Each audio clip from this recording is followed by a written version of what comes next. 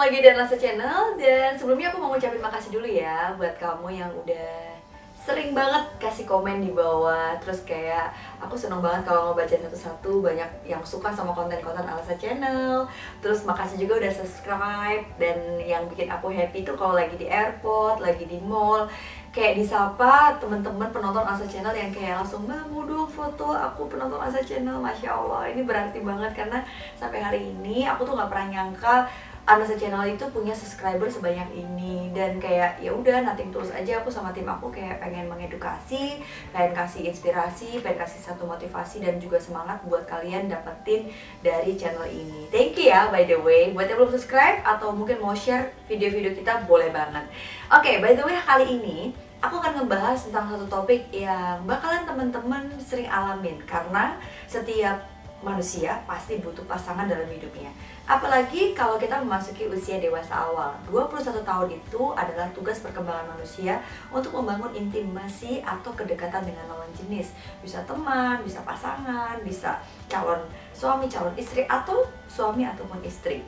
Nah masalahnya, kadang-kadang kita tuh nggak bisa mendetek hubungan-hubungan apa yang layak untuk kita lanjutkan sebelum kita terlanjur dalam pernikahan, atau bisa jadi sudah dalam hubungan pernikahan tapi kayak mendetek ada semacam toksik atau racun-racun yang nggak bagus nih dalam hubungan rumah tangga kita. Nggak sedikit nih teman-teman, by the way, waktu dulu aku praktek di salah satu rumah sakit di Jogja, di ruangan konseling aku, ini sekarang lagi off ya karena aku lagi ngurus surat izin praktek aku dan ya memang lagi pengen rehat sejenak gitu. Jadi kayak pengalaman dulu waktu konseling, aku sering banget dengerin pasien-pasien yang punya masalah rumah tangga yang cukup dramatis. Aku pikir itu cuma ada di telenovela atau FTV gitu. Ternyata ada ya yang sudah puluhan tahun menikah, tega untuk mencari pasangan baru, tega untuk mencari kebahagiaan baru. Atau mungkin tiba-tiba kayak, "Yang sorry ya, aku udah gak ada rasa sama kamu. Yang sorry ya, aku ada orang lain di dalam hidupku.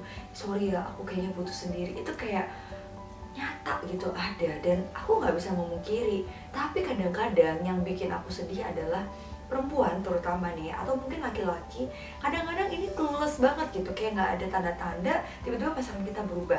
Nah sekarang aku mau ngasih tahu kamu beberapa tanda-tanda atau simptom atau gejala yang bisa membuat kamu mendeteksi apakah hubungan kamu ada toksiknya. Kalau sudah terlanjur gimana Mbak Analisa? Kita bahas nanti ya. Tapi sebelumnya coba kamu jawab dulu dalam hubungan kalian. Kalau masih pacaran nih atau sudah menikah, apakah dalam hubungan kalian sama pasangan itu semacam ada satu refleksi di mana salah satunya kayak, aku kayak gini tuh gara-gara kamu, tau nggak? Aku tuh jadi pemarah tuh gara-gara kamu gitu. Menyalahkan emosi negatif diri kita atas pasangan kita. Itu sudah toksik. Kalau pasangan kamu melakukan itu, maka kamu harus menyadarinya dan mengubah kebiasaan itu menjadi positif. Karena kalau enggak, kamu akan melanjutkan hubungan yang gak sehat. Satu, jangan menyalahkan perasaan kita negatif atas sikap orang lain. Kalau udah kayak gitu salah ya. Yang kedua adalah menunjukkan kecemburuan secara berlebihan. Cemburu itu boleh, karena cemburu biasanya adalah ekspresi kita kalau kita pengen memiliki dia, tanda kita sayang, menjaga hubungan kita. Tapi kalau sudah berlebihan dan udah gak wajar, itu bahaya. Nah, yang ketiga, membatasi ruang gerak pasangan kita sehingga dia jadi terkungkung, dunia itu cuma kita doang. Jadi dia gak boleh punya aktivitas di luar kerjaan dia, jadi beneran kayak pulang kerja pacaran, kuliah pulang pacaran, terus kayak ya udah gitu terus. Kenapa? Karena pada akhirnya kita akan mengalami dimana pasangan kita mungkin gak bisa sama kita kan. Nah kalau kita udah depending sama dia, maka itu udah gak sehat, karena kita butuh orang lain juga selain pasangan kita. Yang keempat adalah ketika kita punya satu perasaan atau pasangan kita punya perasaan tidak ingin pasangannya lebih hebat daripada dirinya, maka sudah terjadi kompetisi. Wah, pacar aku cewek, dia nggak boleh lebih sukses dari aku. Suami aku nggak boleh lebih sukses dari aku, dia akan mendominasi dan sebagainya. Itu nggak sehat. Yang kelima adalah ada kode-kodean. Aku tuh sebenarnya pengen kamu tuh bisa lebih hot di ranjang. Contoh nih, jangan salah, seksual adalah salah satu hal yang membuat orang tuh berpisah loh. Nah ternyata karena masalah hubungan suami istri di ranjang yang nggak terbuka, kode-kodean, akhirnya masing-masing dari kita mencari kebahagiaan dengan orang lain. Jadi alibinya ya pasangan aku tidak bisa memuaskan aku dalam hubungan seksual contohnya. Atau bukan hanya sekedar itu, kode-kodean aku pengen dikasih surprise, aku pengen kamu tuh lebih care, lebih banyak telepon aku, WA aku. Ya kalau emang kepengen, apa susahnya sih kita omongin? Nah, kode-kodean dilarang. Yang keenam, kalau ada password di antara kita, semua gadget, semua email apapun itu, yang penting masing-masing sama-sama menjaga konfidensial ada aja sih gitu. Kayak nggak usah pakai password juga, karena kalau udah kayak gitu kan udah nggak percaya dan pasti ada rasa insecure di antara kita sama pasangan. Dan kalau udah nggak secure atau ada perasaan insecure, biasanya udah nggak sehat nih teman-teman. So, sekarang kalau kamu mengalami beberapa simptom yang tadi aku sebutin nih ya, jangan-jangan kamu sedang memasuki tahapan hubungan yang gak sehat. Jangan lupa kalau ada masalah, selesaikan. Bisa bawa pasangan kamu ke konselor pernikahan, atau ke psikolog, atau sharing ke orang yang memang bisa memberikan jalan keluar di hubungan kalian. Nah, kalau emang gak bisa, jangan sampai masalah itu gak selesai. Lalu ada alibi, ini ciri-ciri berikutnya adalah biar pasangan aku happy, kesalahanku selingkuh, aku beliin dia tas baru. Maka bisa jadi pasangan kita itu nggak beneran cinta sama kita atau nggak beneran berubah demi dapat tas baru. Jadi teman-teman, itu tadi beberapa ciri-ciri hubungan yang nggak sehat dalam rumah tangga, pacaran, atau apapun dengan pasangan. Dan gimana sih caranya supaya kita bisa menghadapi hubungan yang sedang dalam fase toksik? Susah, karena gak ada manusia yang diciptakan dengan satu kondisi yang sama, kepribadian yang sama. Apalagi jodoh udah diatur, dan gak ada manual book bagaimana menjadi istri yang baik, gimana jadi suami yang baik.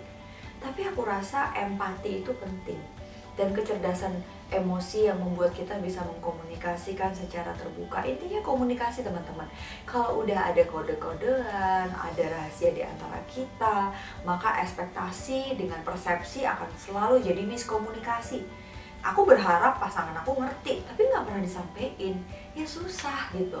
Dan pada akhirnya, kalau sampai pada tahap usia pernikahan, aku sekarang masih baru banget sih sama suami aku gitu. Cuma menuju ke 8 tahun ini, ternyata hubungan kita ada pada satu tahap yang memang perlu perjuangan untuk bisa kita itu membina terus nih.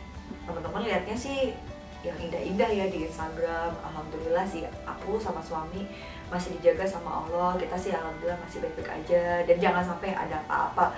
Cuma itu juga nggak semudah itu teman-teman, butuh perjuangan yang teman-teman nggak pernah lihat. Yang penting aku tuh berusaha untuk terus terkoneksi sama suami aku. Jadi kayak kalau banyak nanya, ih kok Mbak Ana bisa sih suaminya tuh percaya, atau suaminya itu kayak ngebolehin Mbak Ana kerja kemana-mana, terus ketemu dengan klien yang gak cuma perempuan tapi juga ada laki-laki, ada bapak-bapak tipe A sampai tipe Z. Alhamdulillah, satu, suamiku selalu bilang, aku sampai bilang, kamu kok gak pernah jealous sih gitu. Jadi selalu bilang, kenapa kita harus cemburu kalau kita dalam kondisi secure. Dulu dia cemburuan banget teman-teman, tapi ternyata dengan komunikasi kita yang terbuka, aku juga menunjukkan selama ini gak pernah ada orang lain, pihak ketiga dan sebagainya. Alhamdulillah ya. Itu kayak doa yang selalu aku panjatin, ya Allah aku boleh diuji apapun tapi jangan diuji orang ketiga ataupun masalah rumah tangga, karena kayak gak bisa ngadepin gitu, gak bisa bayangin apakah aku kuat, tapi jangan sampai. Dan doaku adalah disertai sama upaya untuk bisa membuat aku sadar bahwa hari ini siapapun analisa dia nggak boleh lupa ada sosok suami hebat di belakang dia. Sama suami aku juga gitu, ada sosok analisa sebagai istri yang selalu mendukung dia. Dengan adanya komunikasi yang selalu terbuka ini, aku sampai pernah ngomong, kamu kurang perhatian nih, kamu udah nggak pernah WA aku lagi siang-siang, kamu nggak pernah nelpon lagi. Terus kayak oke, terus besok diperbaiki. Terus kayak kamu nggak pernah cemburu sih. Terus lucu aja, besok-besoknya dia kayak emang harus ya cemburu gitu ya. Sampai pada ketika dia emang beneran cemburu, aku kayak what, aneh suami aku cemburu gitu. Jadi inilah teman-teman, gak ada manualnya bagaimana jadi istri dan suami yang baik. Tapi kita butuh memahami gimana sih sebenarnya memberikan versi terbaik kita kepada pasangan kita. Bisa jadi cara Tuhan membuat kita jadi lebih baik adalah dengan kita memiliki pasangan kita hari ini.